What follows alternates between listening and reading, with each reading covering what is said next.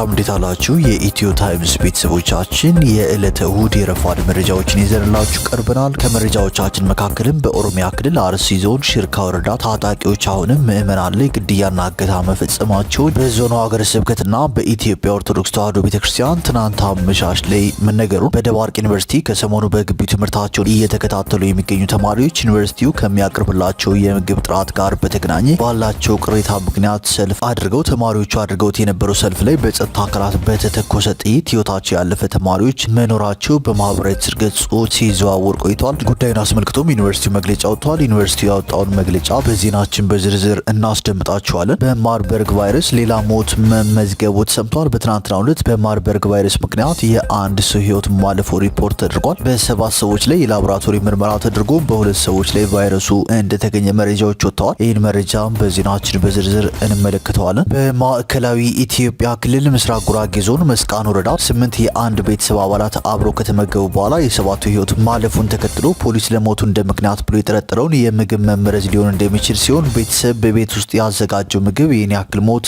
እስከ ማስከተል ድረስ እንዴት ሊመረዝ ይችላል? ይልቁንም ወረርሽኝ እንዳይሆን የሚል ጥያቄንና ጥርጣሬን አስነስቷል። ይህን አስመልክቶም የተሰማውን አዲስ መረጃ በዜናችን በዝርዝር እንመለከተዋለን። በቤንሻንጉል ጉሙዝ ክልል መተከል ዞን ቡለን ወረዳ በኩጂ ቀበሌ ውስጥ በንጹሃን ዜጎች ላይ በተፈጸመ ጥቃት ከ40 በላይ ሰዎች መገደላቸው ታውቋል። በኩጂ ተብሎ በሚጠራው በዚህ ቀበሌ በ2013 ዓ.ም 298 ሰው በጉሙዝ ታጣቂዎች የተገደሉበትና በጅምላ የተቀበሩበት ቀበሌ መሆኑ ይታወሳል። በትናንትናው ዕለትም በቤንሻንጉል ጉሙዝ ክልል መተከል ዞን ቡለን ወረዳ አሰቃቂ ጭፍጨፋ መካሄዱ ነው የተሰማው። መረጃውን በዜናችን በዝርዝር እንመለከተዋለን። ከነዚህ መረጃዎች በተጨማሪ የትግራዩ ስምረት ፓርቲ ምዕራብ ትግራይን በኃይል የተቆጣጠሩ የታጠቁ ኃይሎች ፌዴራል መንግስቱ የአካባቢውን የጦርነት ተፈናቃዮች ወደ ቀያቸው ለመመለስ የሚያደርገውን ጥረት እያሰናክሉ ይገኛሉ ሲል መክሰሱ፣ ሌሎችን በዝርዝር የምንመለከታቸው መረጃዎች ይዘንላችሁ ቀርበናል። ዝርዝር መረጃችንን ለማድመጥ ቻናላችንን ሰብስክራይብ በማድረግ የደወል ምልክቷን በመጫንና መረጃውን ለብዙዎች እንዲዳረስ ላይክ በማድረግ እስከ መጨረሻው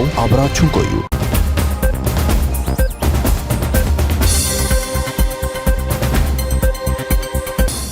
ወደ መጀመሪያው መረጃችን ስናልፍ በቤንሻንጉል ጉሙዝ ክልል መተከል ዞን ቡለን ወረዳ በኩጂ ቀበሌ ውስጥ ትናንት በንጹሃን ዜጎች ላይ በተፈጸመ ጥቃት ከ40 በላይ ሰዎች መገደላቸው ታውቋል። በተደጋጋሚ በንጹሃን ዜጎች ላይ የሚፈጸምን ጥቃት ሲያስተናግድ የቆየው የቤንሻንጉል ጉሙዝ ክልል ቡለን ወረዳ ትናንትም ከፍተኛ የሰላማዊ ዜጎች እልቂትን እንዳስተናገደ ከስፍራው እየደረሱን ያሉ መረጃዎች ይጠቁማሉ ሲል መሰረት ሚዲያ ዘግቧል። በዞኑ በኩጂ ቀበሌ ውስጥ ታጣቂዎች ትናንት ቅዳሜ ጠዋት በፈጸሙት ጥቃት ከ40 በላይ ሰዎች ህይወታቸው ማለፉንና በርካቶች በሽሽት በየጫካው ስር ቤተሰቦቻቸውን ይዘው እንደገቡ ታውቋል። በማያውቁት የፖለቲካ ቁማር በተለምዶ ሸኔ የሚባሉ ነገር ግን እዚህ አካባቢ ራሳቸውን አደራጅተው ከዋናው ሸኔ ጋር ግንኙነት ይኖራቸው አይኖራቸው በማይታወቁ የታጠቁ ኃይሎች ንጹሃን ዜጎች ተጨፍጭፈዋል ብለው ቃላቸውን የሰጡት አንድ የአካባቢው ነዋሪ ናቸው። ለመንግስት ኃይሎች ጩኸት ብናሰማም እየሰሙ ያልሰሙ ሆነዋል። አንድም ሚዲያ ስለ ሞታችን አልዘገበም፣ ድምጽ ሆኑን ብለውም ጥሪ አስተላልፈዋል። በኩጂ ተብሎ በሚጠራው በዚህ ቀበሌ በ2013 ዓ.ም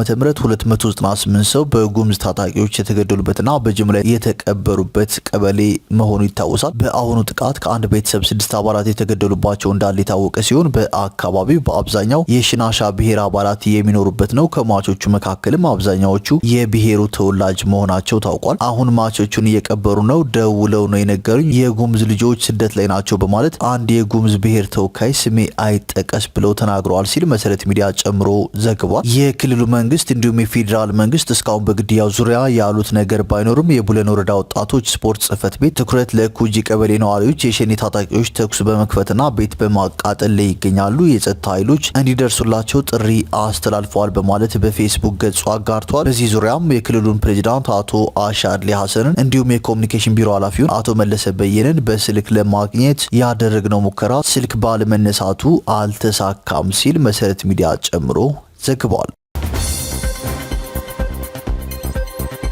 ወደ ቀጣዩ መረጃችን ስናልፍ በደቡብ አፍሪካ ከቀጠለው የቡድን 20 ጉባኤ ጎን ለጎን የኢትዮጵያ ጠቅላይ ሚኒስትር ዶክተር አብይ አህመድ ከተለያዩ ሀገራትና ተቋማት መሪዎች ጋር ምክክር አድርገዋል። ጠቅላይ ሚኒስትር ዶክተር አብይ አህመድ ከአቡዳቢ ልዑል አልጋ ወራሽ ሼክ ካሊም ቢን መሐመድ ቢን ዛይድ አል ናህያን ጋር ስትራቴጂካዊ ትብብርን በማጠናከር ለበለጠ የጋራ እርምጃ ዕድሎችን መመልከት ላይ ያተኮረ ውይይት አድርገዋል። ከቱርክ ፕሬዚዳንት ጣይብ ኤርዶዋን ጋር በኢኮኖሚ፣ የባህል ወዳጅነት ግንኙነት፣ ዘላቂ ልማት፣ በአየር ንብረት ጥበቃ ስራዎችን በሚያካትቱ የተለያዩ ርዕሰ ጉዳዮች ላይ ውጤታማ የተባለ ውይይት አድርገዋል። ከፊንላንድ ፕሬዚዳንት አሌክሳንደር ስተብ ጋር በቀጠናዊ ባለ ብዙ ወገን ትብብርና በሁለትዮሽ ግንኙነት፣ በትምህርት፣ የአየር ንብረት ጥበቃና በኢትዮጵያ በተከፈተው የኢኮኖሚ ምህዳር ስላሉ የኢንቨስትመንት እድሎች ተወያይተዋል። ከአውሮፓ ህብረት ምክር ቤት ፕሬዚዳንት አንቶኒዮ ኮስታ ጋር የሁለትዮሽ ውይይት ያካሄዱ ሲሆን በተለያዩ ዘርፎች የኢትዮ አውሮፓ ትብብርን የበለጠ ለማጠናከር ተስማምተዋል። ከፈረንሳዩ ፕሬዚዳንት ኢማኑኤል ማክሮን ጋር ጠንካራው ስለሆነው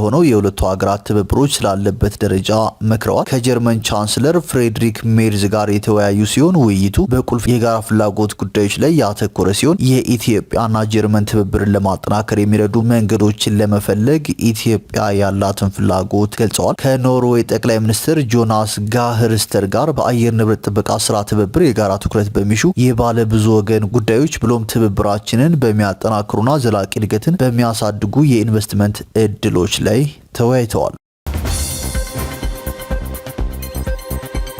ወደ ቀጣዩ መረጃችን ስናልፍ በደባርቅ ዩኒቨርሲቲ ከሰሞኑ በግቢው ትምህርታቸውን እየተከታተሉ የሚገኙ ተማሪዎች ዩኒቨርሲቲው ከሚያቀርብላቸው ምግብ ጥራት ጋር በተገናኘ ባላቸው ቅሬታ ምክንያት ሰልፍ ማድረጋቸው ተሰምቷል። ተማሪዎቹ አድርገውት የነበረው ሰልፍ ላይ በጸጥታ አካላት በተተኮሰ ጥይት ሕይወታቸው ያለፈ ተማሪዎች መኖራቸውን በማህበራዊ ትስስር ገጾች ሲዘዋወር ቆይቷል። ጉዳዩን አስመልክቶ ትናንት ምሽት ዩኒቨርሲቲው ባወጣው መግለጫ አንድም ተማሪ ላይ የህይወት ጉዳት አላጋጠመም ሲል አስተባብሏል። ዩኒቨርሲቲው በአንዳንድ ማህበራዊ ሚዲያዎች የተላለፈን መረጃ አስመልክቶ ይፋዊ ማብራሪያ ስለመስጠት በማለት ባወጣው መግለጫ በዩኒቨርሲቲው የተከሰተውን ጉዳይ በሰላም የተፈታ ሲል ጠርቶታል። በጉዳዩ ዙሪያ የተለያዩ መረጃዎችን ሲያስተላልፉ የነበሩ አካላትን ጉዳዩን በቅርበት ያልተረዱ ሲል የጠራው መግለጫው ሲዘዋወር የነበረውን መረጃ የተሳሳተ ብሎታል። ዩኒቨርሲቲው በመግለጫው ዩኒቨርሲቲውና እንግዳ የመቀበል ጠንካራ ባህል ያለው የአካባቢው ህዝብ በአደራ የተረከባቸውን ተማሪዎች ደህንነት የመጠበቅ ግዴታውን በአግባቡ እየተወጣ ሲሆን አንድም ተማሪ ላይ የህይወት ጉዳት አላጋጠመም ሲል ገልጿል። ይሁን እንጂ በተማሪዎችና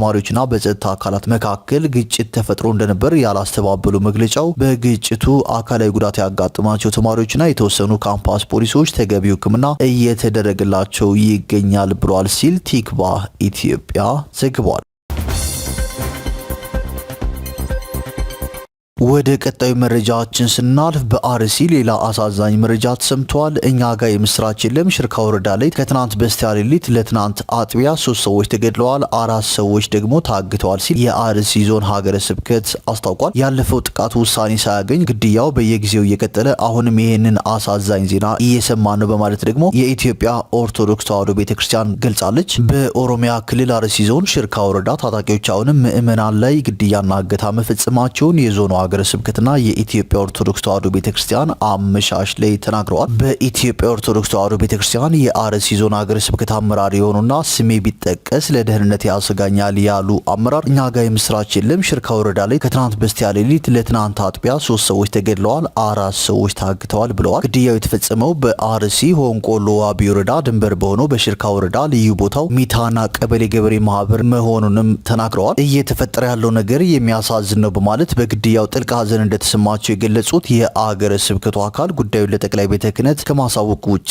ምንም ማድረግ እንዳልተቻለም አስረድተዋል። እኛ ለጠቅላይ ቤተ ክህነቱ በደብዳቤ ማሳወቅ ነው፣ እናሳውቃለን። ተጠሪነታችን ለእነርሱ ነው። ነገር ግን ውጦ ጸጥ ነው። ነገር ግን እኛውንን የምንደበደበው ከዚህ በላይ ምንም ማድረግ አንችልም ሲሉም አዝነዋል። በአጠቃላይ በ2018 ዓ.ም ብቻ በአርሲ ዞን ስንት ምዕመናን ተገደሉ፣ ስንት ታገቱ ተብሎ ለቀረበላቸው ጥያቄም አሁን እኮ ወደ 40 እየተጠጋን ነው፣ በሟቾች ብቻ ከባድ ነገር ነው ያለው ብለዋል። በቤተ ክርስቲያኗ የህዝብ ግንኙነት መምሪያ ኃላፊ የሆኑት መጋቤ ሰላም ሰለሞን ቶልቻ የትናንት በስቲያውን አዲሱን የሽርካ ወረዳ ጥቃት መድረሱን እንደሰሙና እንዳጣሩ ገልጸው ትክክል ነው፣ 3 ሰዎች እንደተገደሉ፣ 3 ወይም 4 ቁጥራቸው በውል ያልታወቀ ሰዎች እንደታገቱ መረጃው ደርሶኛል ብለዋል። ተጨማሪ ዝርዝር መረጃ እየተሰባሰበ መሆኑን የተናገሩት መጋቤ ሰላም ሰለሞን ግድያው አልቆመም፣ እንደቀጠለ ነው፣ ሊቆም አልቻልም ብለዋል። ታዲያ ጥቃቱን ለማቆም በቤተ ክርስቲያኗ በኩል ምን እየተሰራ እንደሆነ ለቀረበላቸው ጥያቄ ባለፈው የቀረበልንን ሪፖርት ማጣራት አድርገናል። ከቦታው ባለን መዋቅር ቋሚ ሲኖዶስ በጉዳዩ ተወያይቶ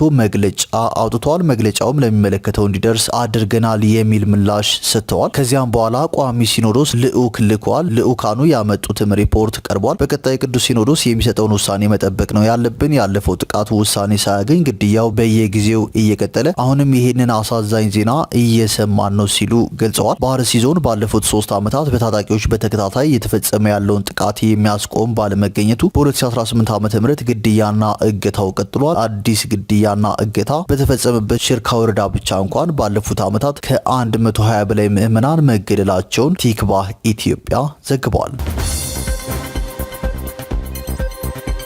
ወደ ቀጣዩ መረጃዎችን ስናልፍ በማርበርግ ቫይረስ ትናንትም የአንድ ሰው ህይወት ማለፉ ሪፖርት ተደርጓል። ትናንት 7 የላቦራቶሪ ምርመራ ተደርጎ በሁለት ሰዎች ላይ ቫይረሱ ተገኝተዋል። በአጠቃላይ በማርበርግ ቫይረስ የተያዙ ሰዎች ቁጥር 10 የደረሰ ሲሆን ህይወታቸው እንዳለፈ የተረጋገጠ ሰዎች ቁጥር 5 ደርሷል። እስካሁን ከበሽታው ያገገሙ ሰዎች እንደሌሉና 5 ሰዎች ላይም በሕክምና ላይ እንደሚገኙ ተገልጿል። ወደ ቀጣዩ መረጃዎችን ስናልፍ የአውሮፓ ህብረት ከኢትዮጵያ ጋር ያለውን ግንኙነት ለማጠናከር ያለውን ቁርጠኝነት አረጋግጧል። በተለይም በመገናኛ ብዙሃን ነጻነት፣ በሲቪክ ምህዳርና በመጪው አጠቃላይ ሀገር አቀፍ ምርጫ ዝግጅት ላይ ልዩ ትኩረት ሰጥቷል። ይህን የገለጹት የአውሮፓ የውጭ ግንኙነት አገልግሎት የአፍሪካ ማኔጂንግ ዳይሬክተር ፓትሪሺያ ሎምባርድ ኩሳ ከዳር 5 ቀን 2018 ዓ.ም የውጭ ጉዳይ ኢንስቲትዩት ባዘጋጀው የአርዳቶክ ውይይት መድረክ ላይ ነው። ፓትሪሺያ ሎምባርድ ዲፕሎማቶችን፣ ምሁራንንና ባለስልጣናትን ባነጋገሩበት ወቅት መስከረም ወር ላይ ኃላፊነታቸውን ከተረከቡ ወዲህ ወደ ኢትዮጵያ ያደረጉት የመጀመሪያ ጉብኝት የአውሮፓ ህብረት ኢትዮጵያን በአፍሪካ ቀንድ የሰላምና የማረጋጊያ ቁልፍ ተዋናይ እንዲሁም በአፍሪካና አውሮፓ ግንኙነት ውስጥ ዋና አጋር አድርጎ እንደሚመለከታት አጽንኦት የሚሰጥ ነው ብለዋል። አክለውም የአውሮፓ ህብረትና ኢትዮጵያ ለ50 ዓመታት የዘለቀው መደበኛ ግንኙነታቸውን እያከበሩ መሆናቸውን ጠቁመው አጋርነቱ ጥልቅና ብዙ ገጽታ ያለው ነው ሲሉም ገልጸዋል።